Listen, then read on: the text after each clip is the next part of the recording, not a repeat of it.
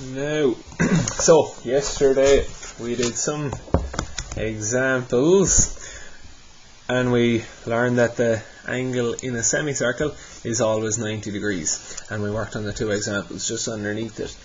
So today we are going to go and do the drawing up at the top of the page here. So we're on page 187 and we're doing exercise 1. So reproduce the drawing of the logo for the auctioneering firm Going, Gone, shown in the figure over.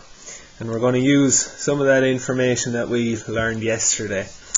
Now, to start off with, I am going to do this drawing on an A4 page, similar to yesterday. For this bottom left corner, I am going to measure up 50 millimeters and in 60 millimeters from the left hand side. And I'm just going to start off with a light horizontal line and put in my 3 measurements.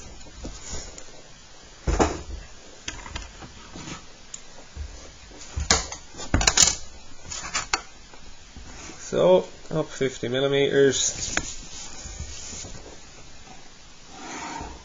and you can come in about 60 from the left hand side, and then I'm just putting in my 3 measurements. So 95 plus 25 plus 25 again. Those 3 measurements along the bottom.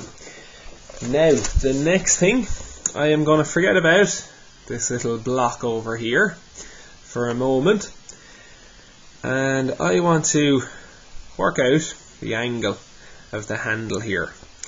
Now, we can see that this, if we forget about the actual hammer itself, the little block here, and we just focus on the bottom line here and my 2 angles, you can see that that makes a triangle with 90 degrees up at the top there. Now, I am given 3 pieces of information about this triangle. So I know the length of the base, 95 plus 25, so 120 millimeters. I know the altitude of the triangle is 48 millimeters, and I can see that my angle up here is 90 degrees. Now that is the exact same 3 pieces of information that I was given over here. Now obviously the length is slightly different and the height is slightly different, but similar 3 pieces of information. Now I already have this 120 millimeters measured, so what I am going to go and do next, I need to draw a semicircle. The diameter of that semicircle is going to be 120 millimeters. So if the diameter is 120, then obviously the radius would be 60 millimeters. So my starting point over here on the left, I'm going to measure over 60 millimeters. Now you could also, I'm just going to highlight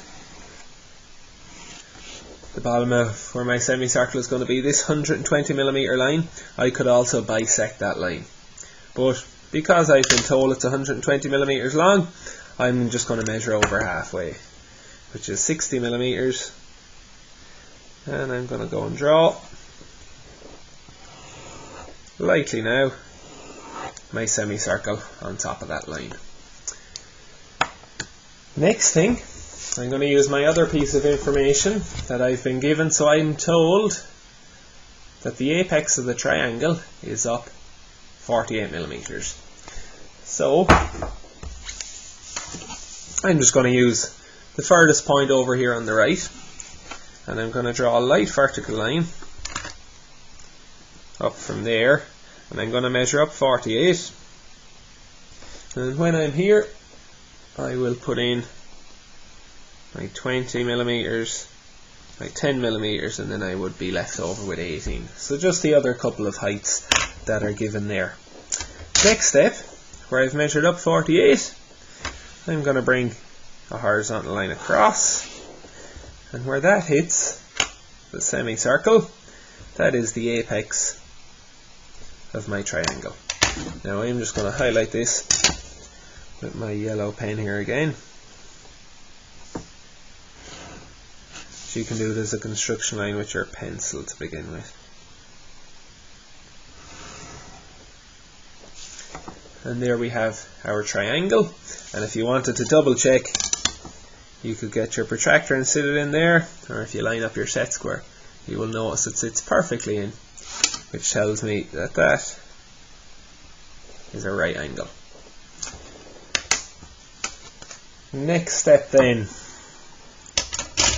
I am going to go, and I'm just going to lightly, or actually I can draw this in dark now, the little block there that you would strike the hammer off of. Now we have all our measurements there. These little semicircles are radius 5, so I need to measure in from the edge of that rectangle. I need to measure back in 5, same over here, back in 5, and I also need to put a height of 5 in there as well to get those center points.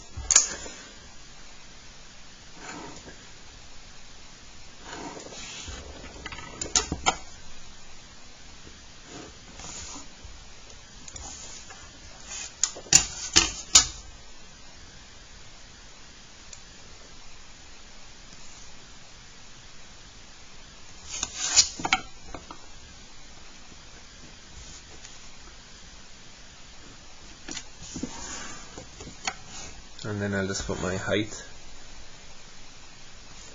5 in there as well. And I'll lightly bring that across. Now it can be a little bit awkward to get those semicircles because they're so small.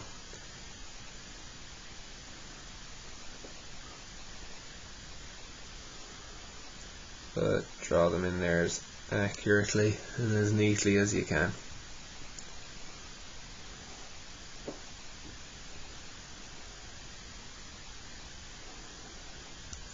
There we go, and then I'll get my HB pencil and I'll just finish off the rest of that.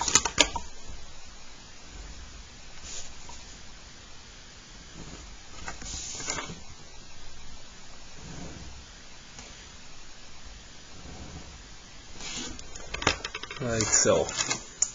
Now, next step then, we're going to go back to the hammer. Okay. I now have this line drawn, that angle, so if I extend that on out, I will get the underside of the hammer here. Now you will notice that all of these lines are parallel, including that one. So those 3 lines are parallel. I have the angle of that. I also have this angle, and I can see all of those lines are parallel to that. So I will be using my sliding set squares to put in those lines. But the first thing, I'm just going to extend out this line here.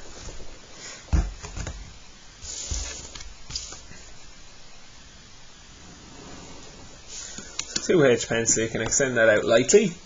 I am told that the actual handle of the hammer itself is 10 millimeters. So I'm going to measure up that 10 there. I can darken in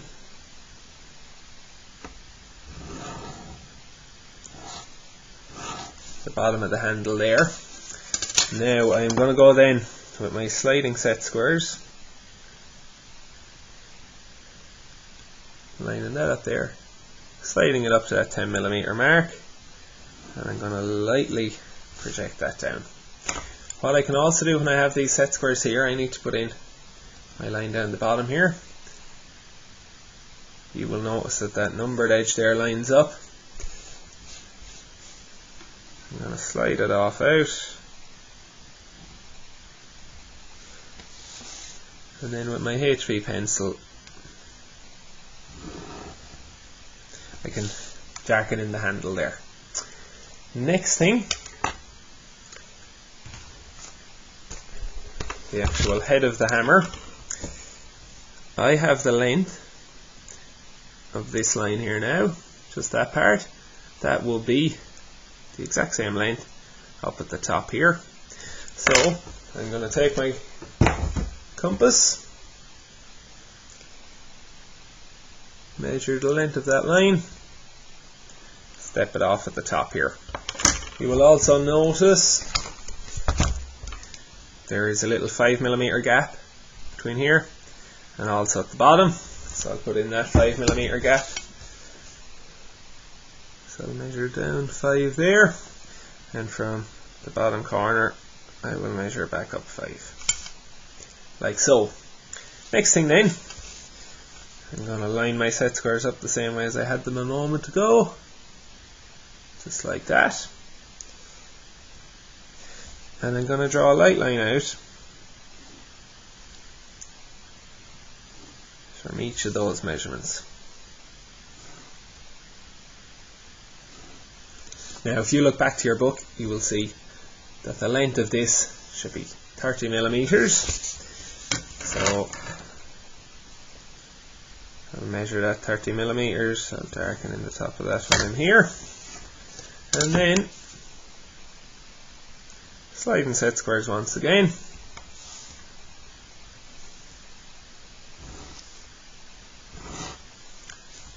Put in the hammer, and then I'll darken in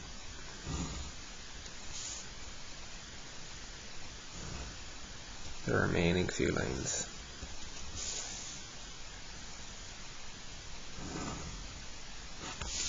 Like so. And that is my drawing complete.